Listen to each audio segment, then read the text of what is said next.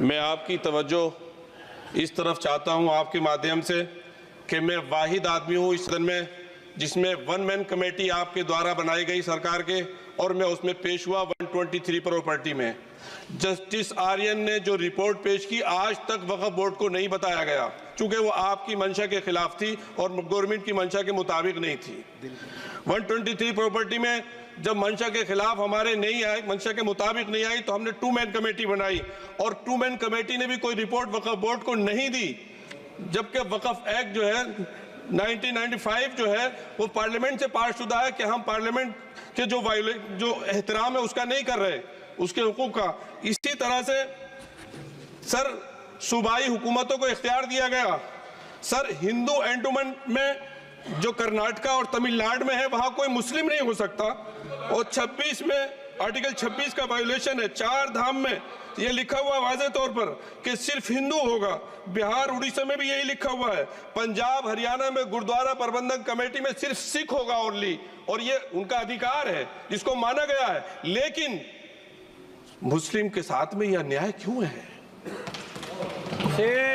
और सुन लीजिए सर मैं आपकी तवज्जो के चाहता हूं, दुनिया का सबसे पहला वक्फ खाने काबा मक्के में है। क्या हम उसके ऊपर भी सवाल उठाएंगे कि वहां पर भी हमारा कोई हिंदू भाई हो? हम अपने वकार को, अपनी इज्जत को, अपने मुल्क की, अपने शान को, अपने संविधान को खुद अपने पैरों तले रौंद रहे हैं। और वक्फ एक मुसलमानों का मजहबी अमल है, एक मजहबी फरीजा है। इससे उनको महरूम कॉन्स्टिट्यूशन के जरिए से भी कोई ताकत नहीं कर सकती। सर ये हम बहुत बड़ी गलती करने जा रहे हैं जिसका खुमियाजा हमें अभी नहीं सदियों तक हम भुगतते रहेंगे, क्योंकि हम खुद अपने कॉन्स्टिट्यूशन को, संविधान को, उसकी पामाली कर रहे हैं। अगर हमें इस सिलसिले में मैंने सर पूरा मैंने उसको मध्यम से पढ़ा है और मैंने पूरी 40 तरामीम जो उसमें गलत है उसको लिखकर जो है वो मैं लेकर आया हूँ। सर इसके जरिए से सरकारी अमले को बाज़ाब्ता तौर पर यह हक आखिर कलेक्टर को दिया जा रहा है, सर्वे कमिश्नर के इख्तियारात खत्म किए जा रहे हैं। आखिर सर्वे कमिश्नर भी तो गवर्नमेंट ऑफ इंडिया का होता है। सर ऐसे कैसे कर सकते हैं हम? और फिर सर उसमें मेरे मजहब के मुतालिक चीजें हैं तो वो कैसे कोई दूसरा तय करेगा? क्या कुरान में क्या लिखा है, फिक़ा में क्या लिखा है, इस्लाम में क्या लिखा है, ये आप तय करेंगे या मैं तय करूंगा? सर इससे हम मजहब में दखल अंदाजी कर रहे हैं, इंटरफेरेंस ऑफ द रिलीजन कर रहे हैं। सर